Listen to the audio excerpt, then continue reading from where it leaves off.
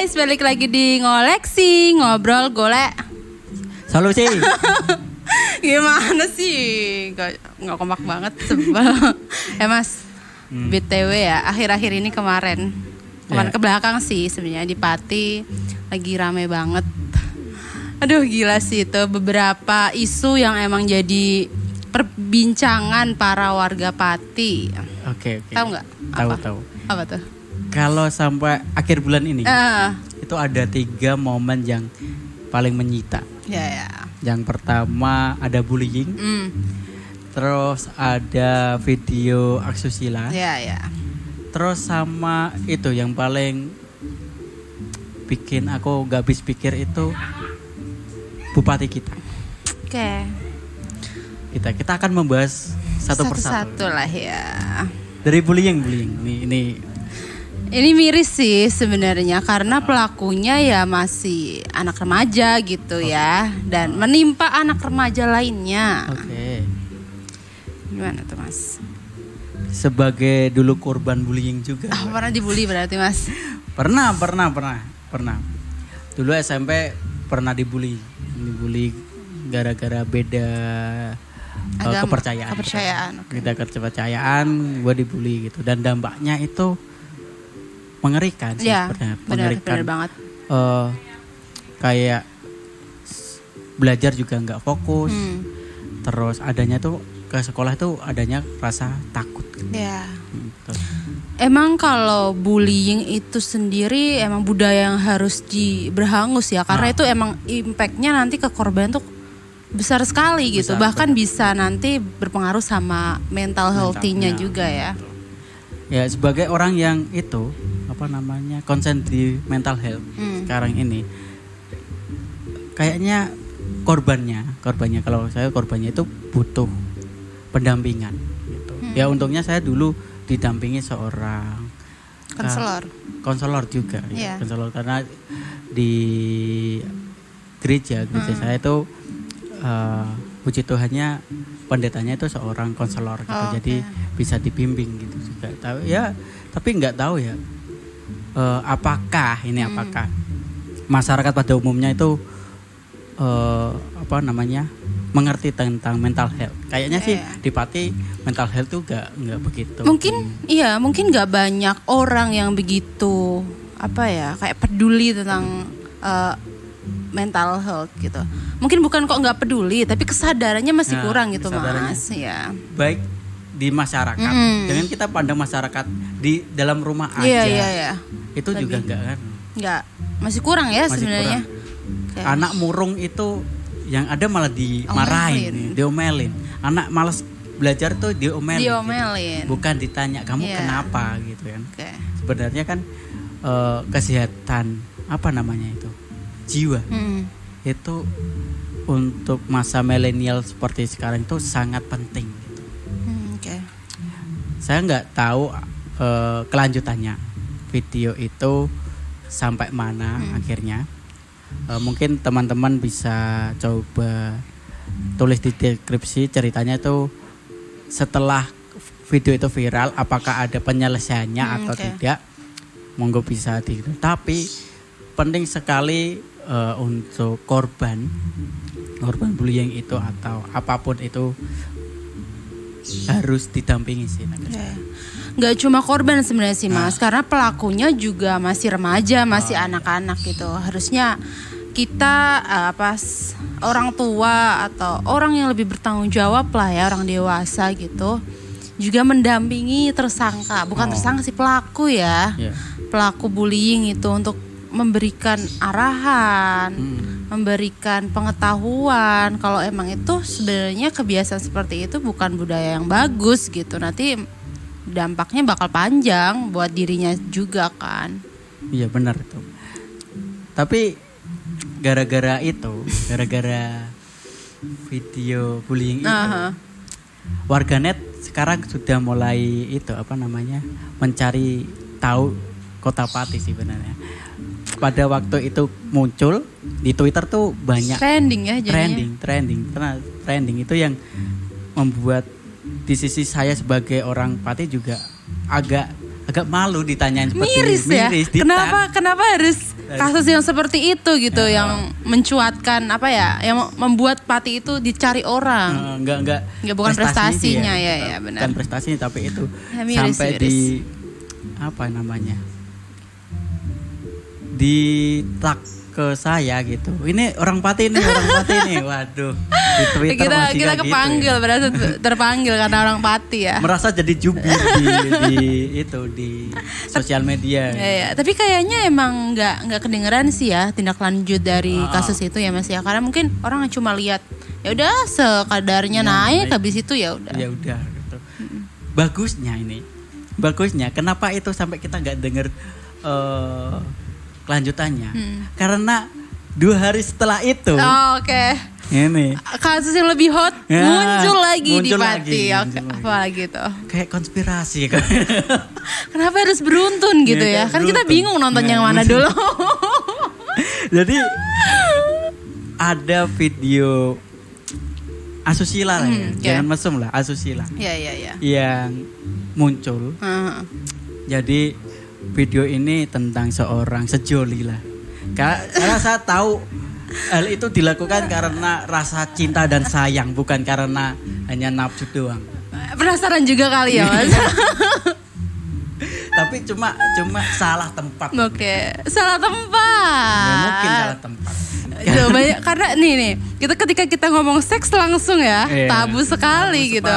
Tapi bagiku kan hal itu wajar di tempatnya dan di usia yang tepat. Oke. Jadi kemarin itu setelah ada video viral pembulian, teman-teman, ada kasus video asusila di Kabupaten Pati, tepatnya di tempat wisata ya, salah satu tempat wisata yang diduga dilakukan oleh sepasang kekasih yang masih di bawah umur lah ya. Masih SMP? Tahu banget ya. Dia nonton berarti. Kamu nonton berarti ya? Nonton bareng. Gimana menurut Mas? Gimana adanya kejadian seperti itu? Saya gak bisa ngomong banyak soalnya.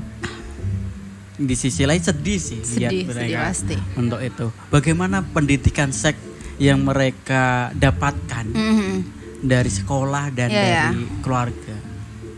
Itu yang harus dipertanyakan. Kenapa sampai hal itu terjadi? Okay. Sebenarnya kasus itu kan beredar juga bukan kehendak dari pelaku ya Mas ya. Karena itu direkam sama orang yang tidak bertanggung jawab, kemudian disebarluaskan gitu kan. Iya benar. Itu sama halnya kayak video 19 detik. Ya oke. 19 detik itu kan seharusnya jadi koleksi pribadi. Ya, jadi koleksi pribadi katanya. Ya. Tapi kan ada oknum yang menyebarkan. Itulah.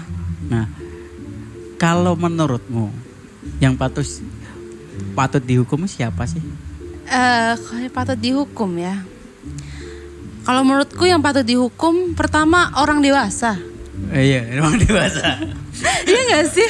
Pelakunya adalah anak-anak gitu, masih di bawah umur. Notabene masih belum paham tentang seks itu. Nah, yang bertanggung jawab mengedukasi kan orang dewasa, Mas. Iya benar. Orang-orang seperti kita ya. Iya kan. Jadi pas lihat itu ya, aduh, miris sih iya. Tapi ya bukan salah dia juga gitu. Karena ya dia nggak tahu loh.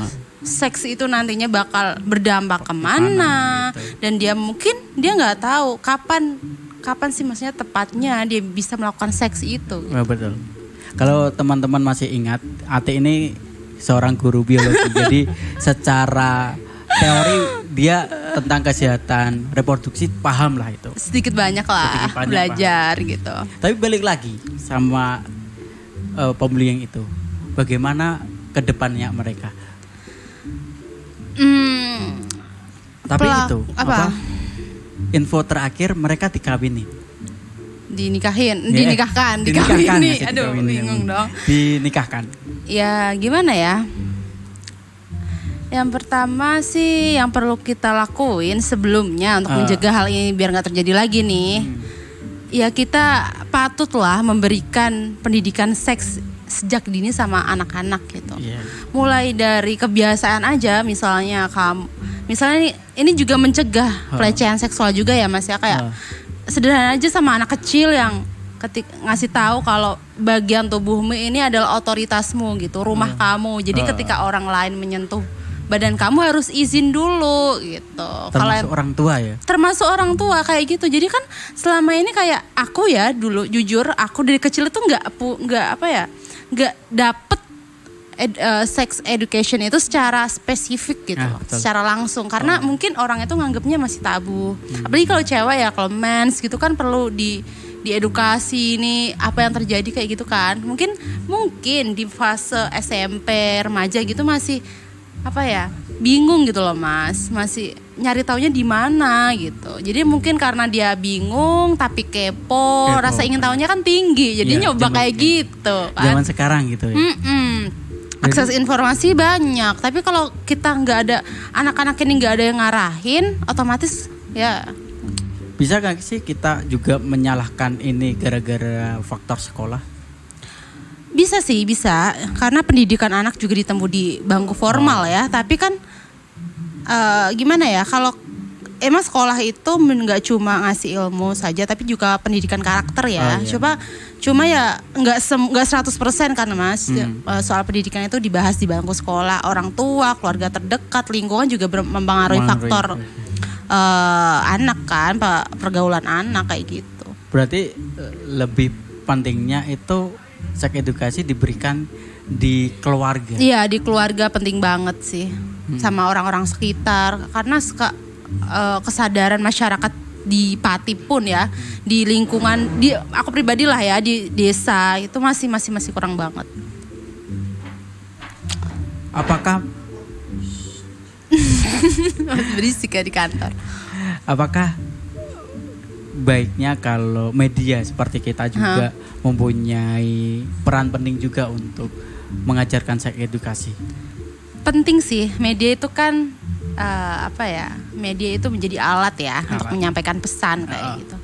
Penting banget kalau media gimana caranya menyampaikan pesan pada adik-adik di luar sana gitu mengenai pergaulan, sex education. Ya itu lagi-lagi harus ada yang memfasilitasi. Karena ya kalau nggak ada yang memfasilitasi ya nggak akan bisa gitu. Ini mungkin secara tidak langsung sejalan sama pemikiran Ibu Rama. Iya. Ibu Rama kan punya cita-cita ingin membuat sebuah podcast tentang keluarga. Iya, benar. Mungkin bisa sebagai seorang ibu ya. Seorang ibu dan seorang di balik media. Mungkin beliau bisa memasukkan ini dalam satu kategori seks edukasi di coming soon berarti ya Mas programnya. Sebenarnya sudah ada sih, tinggal tag aja. Tunggu teman-teman ya. Tunggu ya teman-teman. Mungkin subscribe dulu di pojok sini apa sih?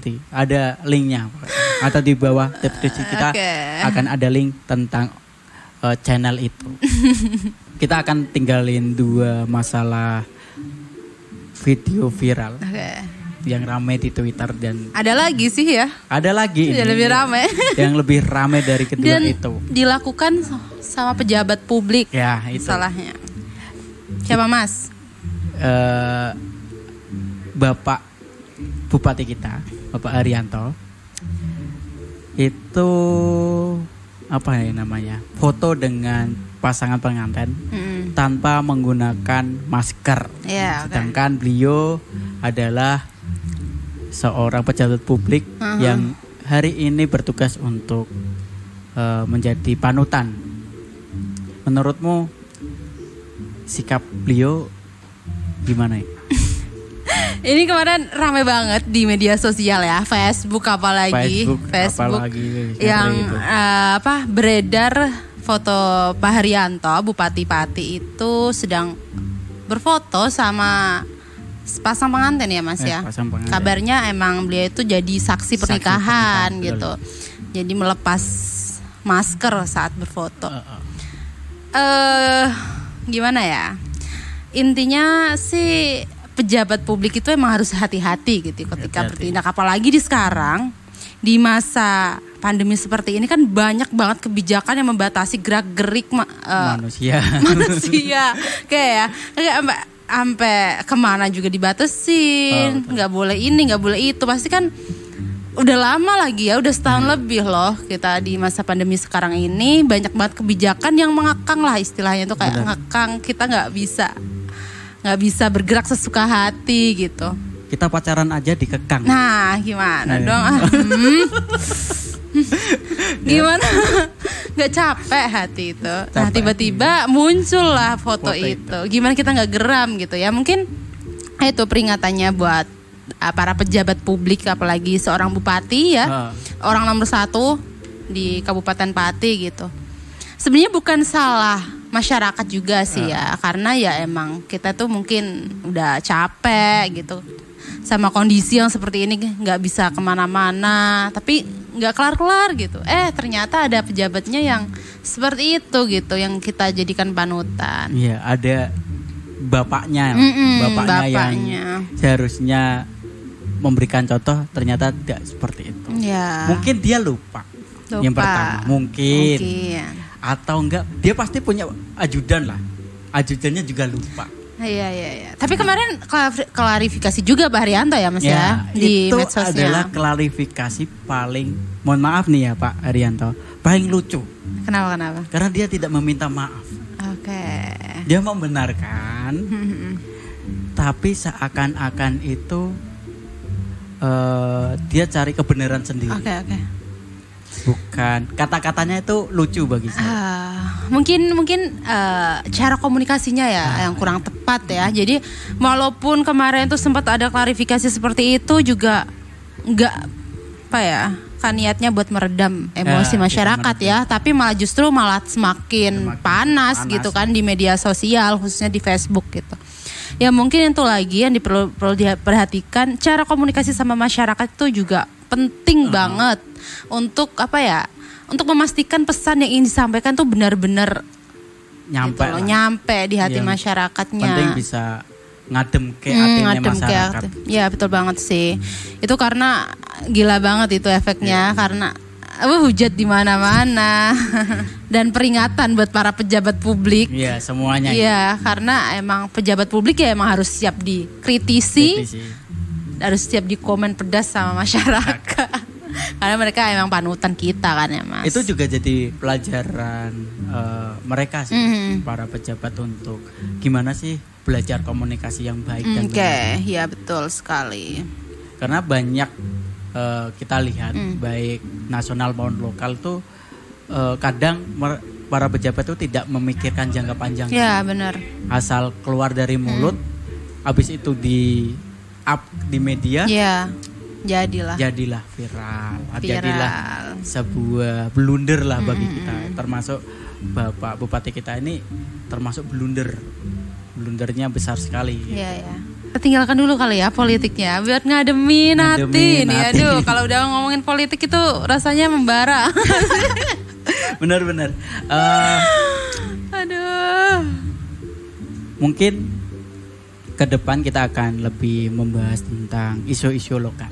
Oke. Kalau ada viral-viral lagi, kita akan pengen tahu soal Kabupaten Pati nih khususnya, bisa kalian minta idenya juga boleh ya Mas ya. Kalau pengen ngasih masukan bahas ini itu apa yang teman-teman pengen tahu dan kita ulik lebih dalam lagi, nggak apa-apa, komen aja di kolom komen ya. Ya.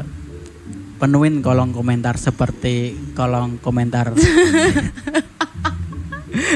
Dihujat juga boleh sebenarnya. Dihujat juga boleh gitu. Saya nunggu dihujat. Dipersilahkan guys. Dipersilahkan untuk membantu kami untuk semakin ke depan, semakin berkembang dan semakin lebih baik. Benar banget. Sekian dulu ngoleksi hari ini. Tunggu episode selanjutnya. Bye. Langsung bye. Jangan lupa untuk like, subscribe, komen. Juga kunjungi website kami di mitrapost.com. Juga beberapa produk-produk kami seperti di TikTok. Jangan lupa di follow. Terima kasih. Bye.